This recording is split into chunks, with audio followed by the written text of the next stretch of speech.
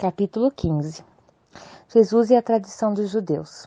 Então alguns fariseus e alguns mestres da lei vieram de Jerusalém para falar com Jesus e lhe perguntaram: por que é que seus discípulos comem sem lavar as mãos, desobedecendo assim aos ensinamentos que recebemos dos antigos? Jesus respondeu: por que é que vocês desobedeceram ao mandamento de Deus e seguem os seus próprios ensinamentos? Pois Deus disse: respeite o seu pai e sua mãe, e disse também: que seja morto aquele que amaldiçoar o seu pai ou sua mãe.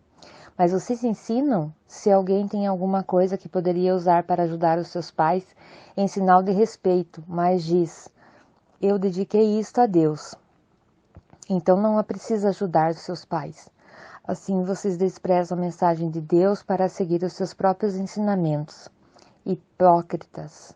Isaías estava certo quando disse a respeito de vocês o seguinte: Deus disse: esse povo com a sua boca diz que me respeita, mas na verdade o seu coração está longe de mim.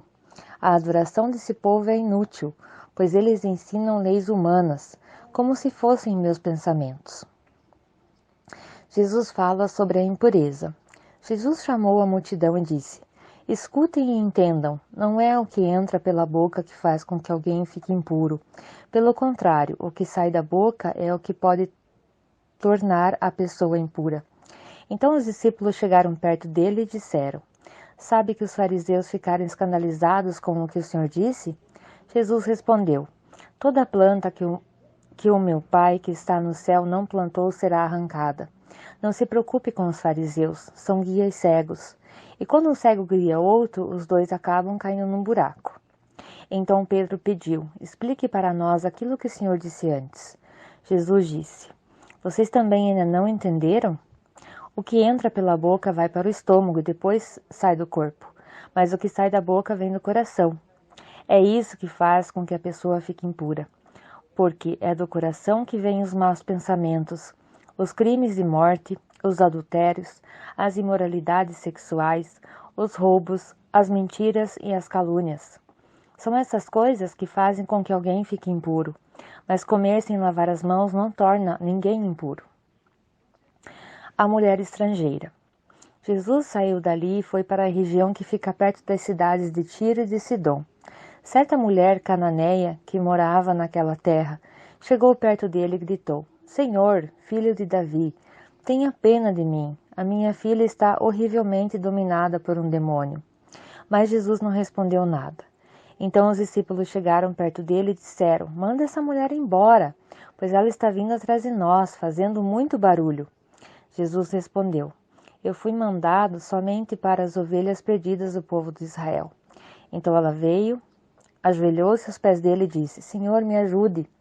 Jesus disse: não está certo tirar o pão dos filhos e jogá-lo para os cachorros. Sim, Senhor, respondeu a mulher, mas até mesmo os cachorrinhos comem as migalhas que caem debaixo da mesa dos seus donos. Mulher, você tem muita fé, disse Jesus. Que seja feito o que você quiser. E naquele momento a filha dela ficou curada. Jesus cura muita gente. Jesus saiu dali e foi até o lago da Galileia. Depois subiu um monte e sentou-se ali. E foram até Jesus grandes multidões levando coxos, aleijados, cegos, mudos e muitos outros doentes que eram colocados a seus pés. E ele curou todos. O povo ficou admirado quando viu que os mudos falam, os aleijados estavam curados, os coxos andavam e os cegos enxergavam. E todo o povo louvou a Deus de Israel. Jesus alimenta outra multidão. Jesus chamou os seus discípulos e disse: estou com pena dessa gente, porque faz 3 dias que eles não estão comigo e não têm nada para comer. Não quero matá-los, embora com fome, pois poderiam cair na fraqueza pelo caminho.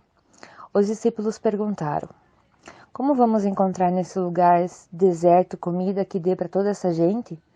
Quantos pães vocês têm? Perguntou Jesus. 7 pães e alguns peitinhos, responderam eles. Aí Jesus mandou o povo sentar-se no chão, depois pegou os 7 pães e os peixes e deu graças a Deus. Então partiu e entregou aos discípulos.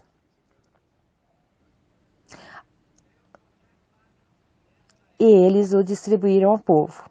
Todos comeram e ficaram satisfeitos, e os discípulos ainda encheram 7 cestos com os pedaços que sobraram. O que comeram foram todos 4.000 homens, sem contar as mulheres e as crianças.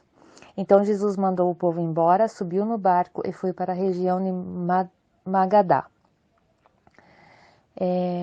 No capítulo 15, deixa eu ver se é o 15 de verdade.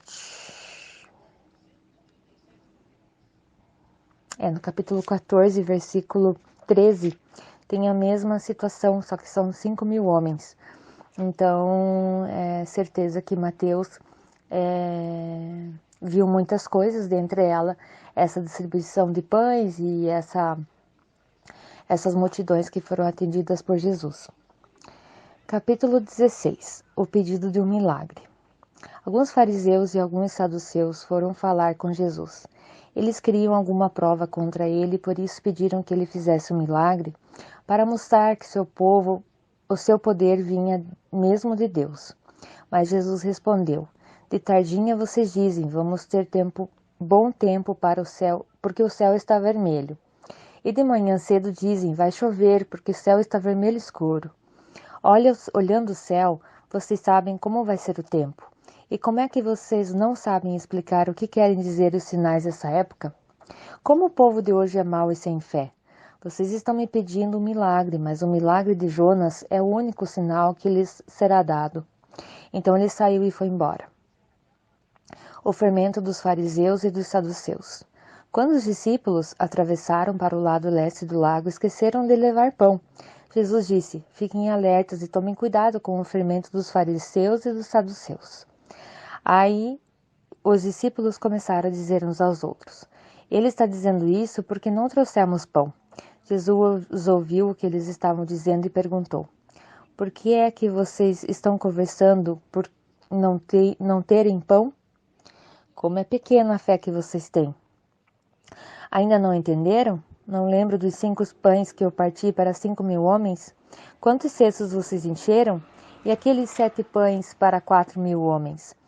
Quantos cestos vocês encheram? Vocês não entendem que eu não estou falando a respeito de pães? Tenham cuidado com o fermento dos fariseus e dos saduceus. Então os discípulos entenderam que ele não estava dizendo que tivesse cuidado com o fermento usado no pão, mas com os ensinamentos dos fariseus e dos saduceus. A afirmação de Pedro. Jesus foi para a região que fica perto da cidade de Cesareia de Filipe. Aí perguntou aos discípulos, Quem o povo diz que o Filho do Homem é? Eles responderam, alguns dizem que é o Senhor João Batista, outros que é Elias, outro que é Jeremias, ou algum outro profeta. E vocês? Quem vocês dizem que eu sou? Perguntou Jesus. Simão Pedro respondeu, o Senhor é o Messias, filho do Deus vivo. Jesus afirmou, Simão, filho de João, você é feliz porque essa verdade não foi revelada a você por nenhum ser humano, mas veio diretamente do meu Pai que está no céu. Portanto, eu lhe digo, você é Pedro, e sobre esta pedra construirei a minha igreja, e nem a morte poderá vencê-la. Eu lhe darei as chaves do reino do céu, o que você proibir na terra será proibido no céu, e o que você permitir na terra será permitido no céu. Então Jesus ordenou que os discípulos não contassem a ninguém que ele era o Messias. Jesus fala da sua morte e da sua ressurreição. Daí em diante, Jesus começou a dizer claramente aos discípulos, eu preciso ir para Jerusalém, e ali os líderes judeus, os chefes dos sacerdotes e os mestres da lei farão com que eu sofra muito. Eu serei morto e no 3º dia serei ressuscitado. Então Pedro o levou para um lado e começou a repreendê-lo, dizendo, que Deus não permita, isso nunca vai acontecer com o Senhor. Jesus virou-se e disse a Pedro, saia da minha frente, Satanás. Você é como uma pedra no meu caminho para fazer com que eu tropece, pois está pensando como um ser humano pensa e não como Deus pensa. E Jesus disse aos discípulos, se alguém quer ser meu seguidor, esqueça os seus próprios interesses. Esteja pronto para morrer como eu vou morrer e me acompanhe. Pois quem põe os seus próprios interesses em primeiro lugar, nunca terá a vida verdadeira. Mas quem esquece a si mesmo por minha causa terá a vida verdadeira. O que adianta alguém ganhar o mundo inteiro, mas perder a vida verdadeira? Pois não há nada que pode pagar para ter de volta essa vida. Pois o Filho do Homem virá na glória do seu Pai com os seus anjos, e então recompensará cada um de acordo com o que fez. Eu afirmo a vocês que isto é verdade. Estão aqui algumas pessoas que não morrerão antes de verem o Filho do Homem vir morrer.